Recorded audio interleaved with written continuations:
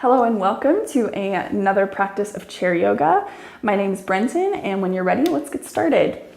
So let's go ahead, draw the feet underneath the hips, again, so we're about 90 degrees, and that we can utilize the feet, press them down. It doesn't matter if it's in the floor or shoes, it really doesn't. Just press down, get a little tension going through the legs so that the legs feel like they're turned on, like they're ready to be used. So first thing, let's see if we can get a little freedom for our pelvis. So with the hands down on the legs, see if you can you fold the front of your pelvis forward and kind of stick your butt out behind you? And then can you do the opposite?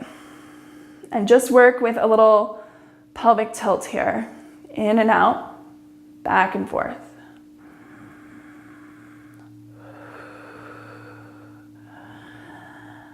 So one of the things that we need to do as people who sit in chairs all day is to really strengthen our hips. And our hips can move in 6 different directions. We don't have time to do all of that today, but we have time to do some. So go ahead and come on up to an upright position as best you can assess that. Get sensitive, like your pelvis is a bowl of water. It's neither tilting forward nor backward. And now if I want to work in my hips, that's thigh bone in the pelvic socket, I have to hold one of those components still. So I'm gonna try to hold my pelvis nice and still, and I'm gonna see if I can draw my left foot away from the ground and maybe use my hands to draw it up a little bit. So I'm gonna try to get as good of a grip. I'm gonna actually sit forward. That's where I feel better. That's better.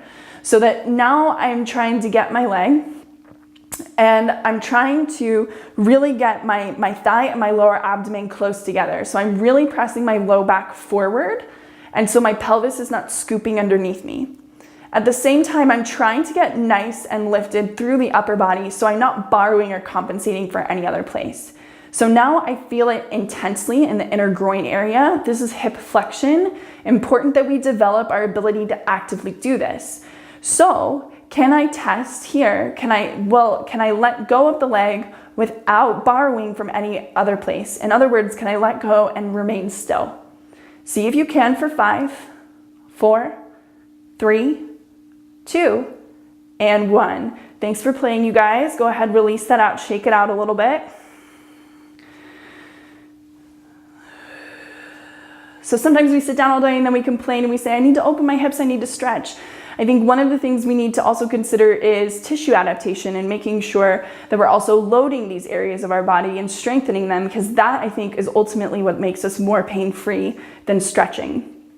So when you're ready, see if you can draw your right leg off into hip flexion. Hip flexion is when thighs and belly move close together.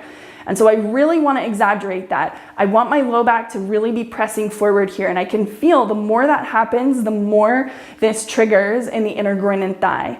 And I'm trying to get as lifted as I can. And now I'm going to test. Can I let go of my leg without compensating? And I'm just going to see. Maybe the answer is no, in which case you just keep holding it in. And we're here for 5, for 4, for 3, for 2, and 1. Good job, you guys. Thanks for playing. Roll it out. Whew. Okay, and now let's cross one leg over the other, just kind of like you would if you're just sitting doing some work. And so crossing one leg over the other. Okay, so crossing one leg over the other, we're gonna work through some rotation here. So I wanna see, can I really exaggerate my internal rotation? And that's gonna feel like my inner right thigh wants to move to my left armpit. Can you feel that? Inner right thigh wants to move to left armpit. Inner left thigh wants to move to right armpit. So really use those inner thigh muscles, squeeze, internal rotation. Now, can I open both legs into something more external? So I'm gonna rotate my left knee out to the left, I'm gonna take my right knee out to the right, and the ankle is gonna move towards the knee. And now I'm gonna go in and out. So I'm gonna squeeze, and I'm gonna open. And don't think about doing a shape, but think about actually like your thigh bones rotating in the hip socket. Rotation is one of the best ways to stimulate the joints. Good. And then coming just to a place where maybe I'm figure fouring the right foot over the left knee. The left knee is now just going straight out. Maybe I can hold on to the shin there and roll out through the ankle some more. And if I have some space for my toes, I can stretch my toes, I can curl my toes, just kind of waking up, sensitizing through the sole of the foot. And now I can take that foot down and do the other side. So the legs are crossing, and now I want to emphasize internal rotation. So think about thigh bones rolling in towards each other in the hip socket. And trying to keep the pelvis up through the spine nice and still. Now I'm going to think of the opposite, external rotation. So as my right knee opens, my left knee opens and pulls the ankle to land over the knee. And now I'm going back and forth. So internal, external, internal, external. Just a few more. Repetition helps our tissues adapt. And then the next time you come with like the figure four, heel toe your right foot so it's underneath the right leg a little bit. Hold on to the left shin. If you're feeling a stretch here, good. You can roll out through the ankle a little bit and stretch and curl into the toes.